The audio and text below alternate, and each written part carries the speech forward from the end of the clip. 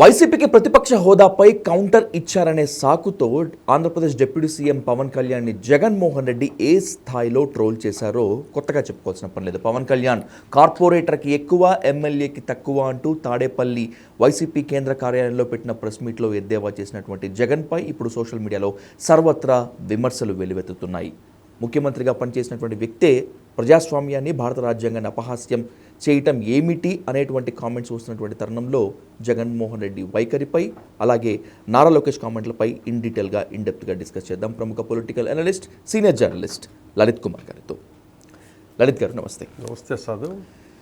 ఒకసారైనా రెండుసార్లైనా Pawan Kalyan is an MLA, ప్రజలు ఓట్లు వేశారు, రెస్పెక్ట్ ద డెమోక్రసీ. కానీ జగన్మోహన్ రెడ్డి గారు నిన్న చేసినటువంటి ఆ కామెంట్ సోషల్ మీడియాలో మాత్రమే కాకుండా తెలుగు రాష్ట్రాల్లో ఉన్నటువంటి ప్రజాస్వామికవాదుల్లో, విద్యావంతుల్లో కాస్త విమర్శలే మూట కట్టుకుంటున్నాయి. ఎలా చూడాలి జగన్మోహన్ రెడ్డిని కామెంట్స్ని? సాధు, గతంలో పవన్ కళ్యాణ్ వల్ల థ్రెట్ ఉందనే ఉద్దేశంతో పవన్ కళ్యాణ్ని గత 5 సంవత్సరాలు ఏ విధంగా టార్గెట్ చేశాడో జగన్మోహన్ రెడ్డి అందరం చూసాం. ఎంత దారుణంగా టార్గెట్ చేశాడంటే అంత దారుణంగా టార్గెట్ చేశాడు. అంటే మనం రాజకీయాల్లో అటువంటి టార్గెట్ పవన్ కళ్యాణ్ మీద, అంతే ఇదిలో చంద్రబాబు నాయుడు మీద కూడా జగన్మోహన్ రెడ్డి టార్గెట్ చేశాడు. ఎంత దారుణాతి దారుణంగా అంటే వ్యక్తిగత జీవితాల్లోకి చొరబడి మరీ బెడ్రూముల వరకు వెళ్ళేసి వచ్చారు. అంటే పవన్ కళ్యాణ్ అంటే తనకు ప్రమాదం, పవన్ కళ్యాణ్ వల్ల తనకు రాజకీయ భవిష్యత్తు ఉండదని ద్వేషం, అసూయ. గత 5 సంవత్సరాలలో కనీసం పవన్ కళ్యాణ్ పేరు చెప్పటానికి కూడా అతనికి మనసు రాలేదు. ఎక్కడైనా ఏదైనా డయాస్ మీద పేరు పలకాలంటే అతని పేరు పలికే స్థాయి వ్యక్తి కాదు అన్నట్లు తీసి పారేసేవాడు జగన్మోహన్ రెడ్డి.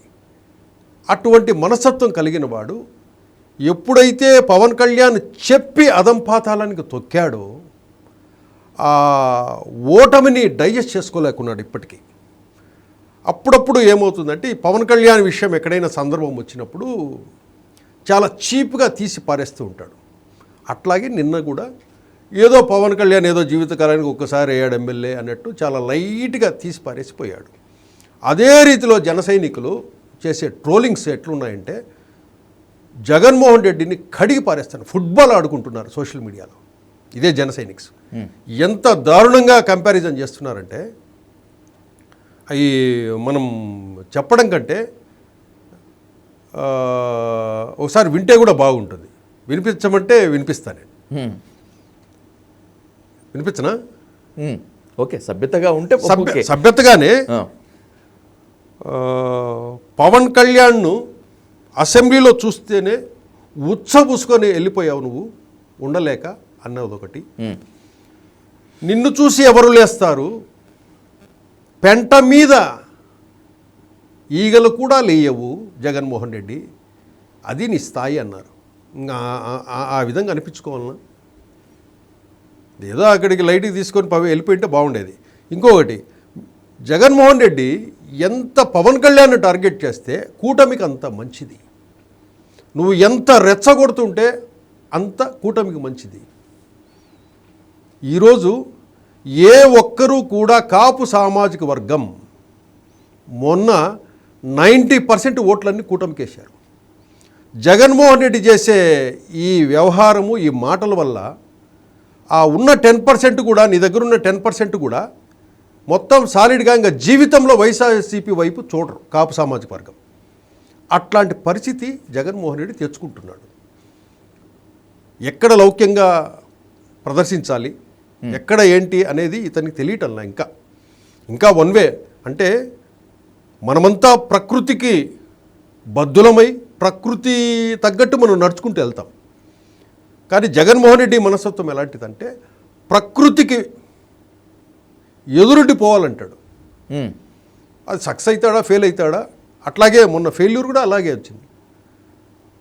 అతను తన మైండ్ సెట్ తగ్గట్టు వెళ్తాడు. కానీ ఎట్లాగా ఎక్కడ లౌక్యంగా మనం మసులుకోవాలి, తప్పులేం జరిగాయి అని దానికి ఎలా మందు పూసుకోవాలని చూడకుండా ఇప్పటికీ కూడా ఈ నోటి దురుసు మాటల వల్లే ఇంకా ఇంకా ఇంకా రాజకీయాలకు దూరం అవుతున్నాడేమో అనిపిస్తుంది సార్.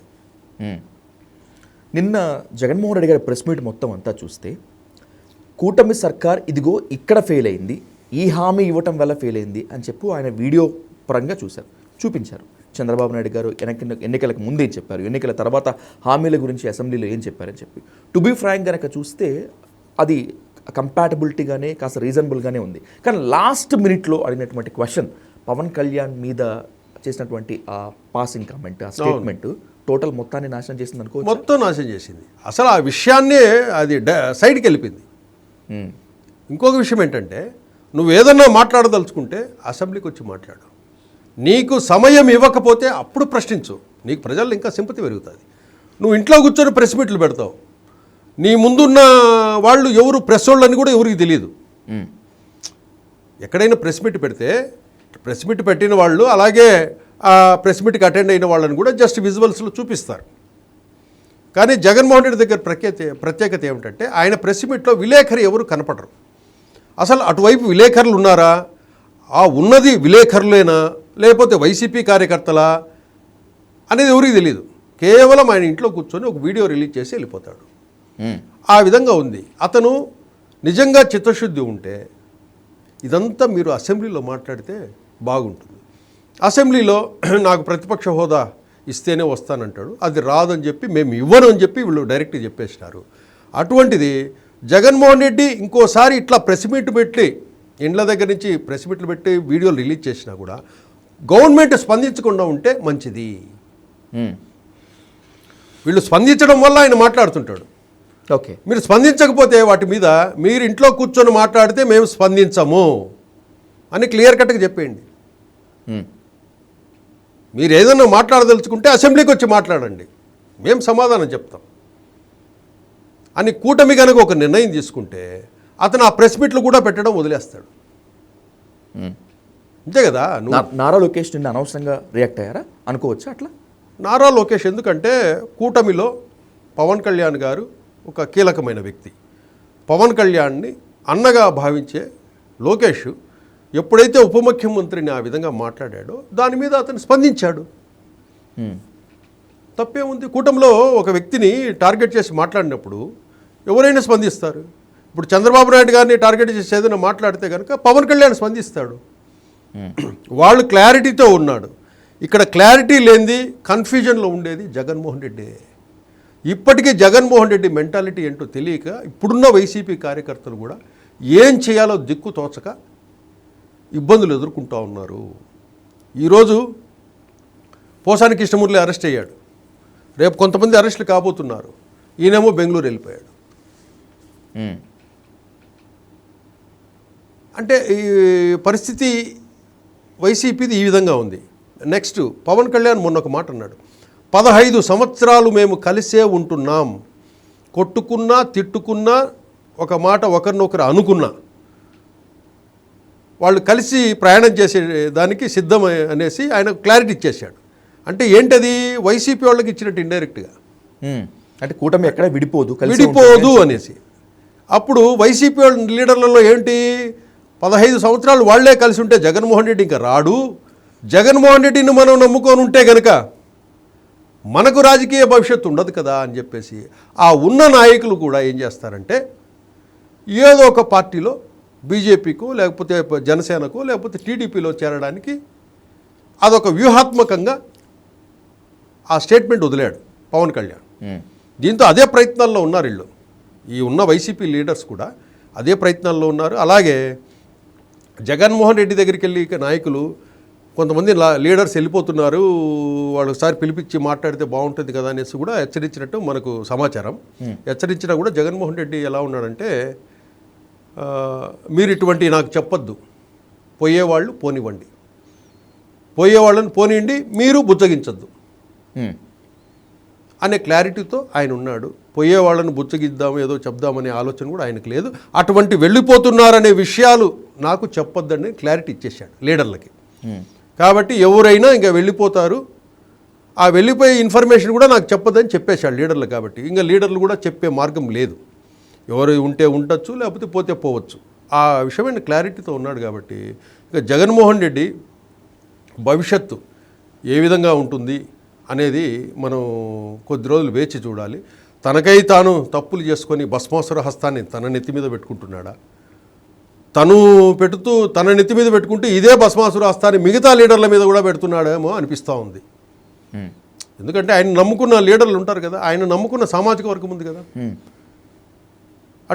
ఇటువంటి వ్యాఖ్యల వల్ల ఏమవుతుందంటే అసలు అది మొత్తం సబ్జెక్ట్ అంతా ఒక్కసారి కిల్ చేసేసాడు. చివరి 2 డైలాగులు ఆ పవన్ కళ్యాణ్ విషయం ఎత్తుకోవటం వల్ల ఇదే బూస్ట్ ఏమవుతుందంటే ఇంకా శత్రుత్వం పెరుగుతుంది. జన సైనికులు కాపు సామాజిక వర్గంలో ఇటు జగన్మోహన్ రెడ్డి వైసీపీ అంటే కనుక ఇంకా దూరం జరిపినట్లే. ఈ ఉన్నోళ్ళు కూడా పెట్టే బేడ సర్దుకొని ఆ జనసేనలకు ఆ టీడీపీకో బీజేపీలో వెళ్ళిపోతారు. అటువంటి పరిస్థితి జగన్మోహన్ రెడ్డి కల్పిస్తున్నాడు. కాబట్టి ఎప్పుడు ఏ సందర్భము ఏం మాట్లాడాలి, మనం దేనికోసం వచ్చినాం, మన టార్గెట్ ఏంటి, మనం ఏం చెప్పదలుచుకున్నాం, అక్కడి వరకు దాన్ని ప్రజల్లోకి తీసుకెళ్లాలనే మైండ్ ఆయనకు ఉంటే కనుక ఇటువంటి వ్యాఖ్యలు చేయడు. కాబట్టి ఒకందుకు జగన్మోహన్ రెడ్డి వ్యవహార శైలి వల్ల కూటమి గురించి ఏదో చెప్పాలనుకున్నాడు, అది ఎక్కడో కాలగర్భంలో కలిసిపోయింది నిన్న ఇష్యూ. కాబట్టి ఏది కూడా జగన్మోహన్ రెడ్డి గారు కొంచెం లౌక్యం ప్రదర్శించాలి, కొంచెం తగ్గి పనిచేయాలి. అటువంటి పరిస్థితి మైండ్ సెట్ లేకపోతే రాజకీయాలలో కొంచెం ముక్కుసూడితనంగా మొండితనంగా వెళితే కనుక సక్సెస్ కావచ్చు, అదే రీతిలో అగాధంలోకి పడిపోవచ్చు. డిబేట్ నడుస్తుంది కాబట్టి చాలామంది జనసేన నేతల్లో ఉన్నటువంటి అసంతృప్తో లేకపోతే ఇన్హిడెన్ క్వశ్చను బయట కూడా చాలామంది అడుగుతున్నారు. I need a clarity Lalith Kumar గారు. ఇందాక మీరు చెప్పిన దాని ప్రకారమే and by the same way Pawan Kalyan నిండు అసెంబ్లీ సాక్షిగా చెప్పిన దాని ప్రకారమే రాబోయేటువంటి 15 ఏళ్ళు కొట్టుకున్నా తిట్టుకున్నా కూటమి కలిసే ఉంటుంది, మేమే పాలిస్తాం అంటున్నారు. Yeah, fine and thank you. ఒకవేళ నిజంగా కూటమి గనక ఇలాగే కలిసి ఉంటే పవన్ కళ్యాణ్ సీఎం అవ్వటం సాధ్యమేనా అనేటువంటి ఒక ప్రశ్న అయితే అసలు పవన్ కళ్యాణ్ సాధ్యం కాదేమో సీఎం. ఎందుకంటే చంద్రబాబు ఉంటారు, చంద్రబాబు లెగసీని కంటిన్యూ చేయడం కోసం నారా లోకేష్ ఉంటారు. Can it be possible? ఈ 15 ఏళ్ళలో పవన్ కళ్యాణ్ సీఎం అవటం అసలు సాధ్యమయ్యే పనేనా? చెప్తాను. దానికి కూడా మీకు ఇంకొక తెలియని విషయం ఏంటంటే వాళ్ళు ఫుల్ క్లారిటీతో ఉన్నారు. చంద్రబాబు గారు, పవన్ కళ్యాణ్ గారు, లోకేష్ గారు అంతా ఫుల్ క్లారిటీతో ఉన్నారు. నెక్స్ట్ ఈ 2029లో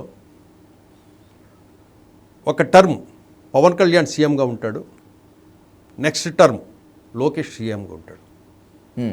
5 ఇయర్స్లో 2.5 అండ్ 2.5 లేదా 3+2 పవన్ కళ్యాణ్ గారు అండ్ లోకేష్ గారు సీఎంగా ఉండబోతున్నారు. మనకు భారతదేశ రాజకీయాల్లో ఏ రాష్ట్రం తీసుకున్నా ఇలా జరిగిన దాఖలాలు ఉన్నాయా? అంటే మనకు సీఎంస్గా ఉన్నాయి. కర్ణాటకనే మన ముందు గుణపాఠంగా ఉన్నాయి. కనిపిస్తుంది కదా లలిత్ కుమార్ గారు. ఇప్పుడు కర్ణాటకలో బీజేపీని సాగనంపి కర్ణాటకలో కాంగ్రెస్ విజయం కోసం పనిచేసింది Siddaramaiah and by the same way DK Shivakumar. అవును. టు బీ ఫ్రాంక్ మాట్లాడుకుంటే సీనియారిటీలో డీకే శివకుమార్తో సిద్ధరామయ్య కొంచెం కాన్ఫ్లిక్ట్గా ఉంటుంది. సిద్ధరామయ్య సీనియారిటీలో చాలా హైయెస్ట్గా ఉంటారు. మోస్ట్లీ అక్కడ కూడా అంతే కదా, 2.5 ఏళ్ళు నువ్వు 2.5 ఏళ్ళు నేను అనుకున్నట్టుగా సిద్ధరామయ్య అవును వచ్చారు. కానీ ఇప్పట్లో డీకే శివకుమార్ సీఎం అయ్యేటువంటి పరిస్థితి ఉందా? ఒకటే పార్టీలో అండ్ దట్టు ఇది కూడా 2 పార్టీలో. How can it be possible? అసలు ఇక్కడ ఏంటంటే వాళ్ళ మధ్య ఆ క్లారిటీ ఎప్పుడైతే ఉంటుందో వీళ్ళు కూడా టీడీపీ పార్టీ కూడా మొన్న ఏదైతే గవర్నమెంట్ రావడానికి పొత్తు ప్రకటించి పవన్ కళ్యాణ్ ఏదైతే సాయం చేశాడో ఆ కృతజ్ఞత టీడీపీ పార్టీలో ఉంది. పవన్ కళ్యాణ్ చేసిన సాయానికి పవన్ కళ్యాణ్ను కూడా ఒక ఉన్నత స్థాయిలో చూడాలని కోరుకుంటున్నాడు చంద్రబాబు నాయుడు గారు. అందుకే నెక్స్ట్ టర్ము పవన్ కళ్యాణ్కి ఒక టర్మ్ ఇచ్చేసి లోకేష్ని కూడా ఇప్పుడు మేలో మహానాడు జరగబోతుంది, మేలో వర్కింగ్ ప్రెసిడెంట్గా చేయబోతున్నారు నారా లోకేష్ని. ఓకే, వర్కింగ్ ప్రెసిడెంట్ అయిన తర్వాత నెక్స్ట్ 29లో ఏం చేస్తారంటే పవన్ కళ్యాణ్కి అండ్ లోకేష్కి ఆ సీఎం అనేదాన్ని ఇచ్చేస్తారు. వాళ్ళిద్దరూ బాగా అర్థం చేసుకుంటే కనుక ఇంకోటి ఏంటంటే పవన్ కళ్యాణ్కి ఏదో మనకు అవకాశం ఇస్తే దాని మీద కూర్చొని పెత్తనం చేసి చేయాలనే ఆలోచన అతనికి లేదు. తన జన సైనికుల కోసం తన సామాజిక వర్గం ఏదైతే కోరుకున్నారో ఒక మన సామాజిక వర్గంలో ఒక ముఖ్యమంత్రి కావాలని కాపు సామాజికం కోరుకునిందో ఆ ముఖ్యమంత్రి పదవిలో కూడా కూర్చొని వాళ్ళని సాటిస్ఫై చేస్తాడు. అట్లాగే జన సైనికులు ఏదైతే కోరుకున్నారో వాళ్ళ కోరిక మేరకు కూడా ఆయన ఒకసారి సీఎం అవుతాడు. అట్లాగే ఒక యంగ్స్టర్ రాజకీయాలను నమ్ముకొని తనను తాను ప్రూవ్ చేసుకున్నాడో నారా లోకేష్ కూడా ఆ సమయానికి ఇప్పుడు మంత్రిగా సక్సెస్ఫుల్గా రన్ అవుతున్నాడు. అతనికి ఒక మంచి జాతీయ రాజకీయ పార్టీ వాళ్ళది. ఆయనకు ఒక పార్ట్ 2.5 years కానీ 2 years కానీ ఆయన సీఎం అయ్యేదానికి అవకాశం. వాళ్ళిద్దరి మధ్య అండర్స్టాండింగ్స్ ఉంటాయి. ఇద్దరు పవన్ కళ్యాణ్కి ఏదో లాక్కొని సీఎం పోస్ట్ నెత్తి మీద వేసుకొని ఊరేగాల పెత్తనం చేయాలనే ఆలోచన ఆయనకు లేదు. ఏదేమైనా కూడా స్టేట్ బాగుండాలి. ఒకవేళ పవన్ కళ్యాణ్ సీఎం కావాలని ఎందుకు కోరుకుంటాడంటే జన సైనికుల కోసం, రాష్ట్ర ప్రజల కోసం, వాళ్ళ సామాజిక వర్గం ఏదైతే కోరుకునిందో ఇన్ని సంవత్సరాలుగా మనకు లేరెవరు ఉన్నారో వాళ్ళ కోరిక కూడా తీర్చడానికి మాత్రమే ఆయన సీఎం అవుతాడని నేను అనుకుంటున్నాను. రైట్, చూద్దాం. భారతదేశ రాజకీయాల్లో ఏదైనా సాధ్యమే కాబట్టి ఒకటి కాదు అనుకున్నప్పుడు అది అవుతుంది, ఒకటి అవుతుంది అనుకున్నప్పుడు కాదు కాబట్టి ఖచ్చితంగా చూద్దాం. లలిత్ గారు, thank you so much. Thank you sir.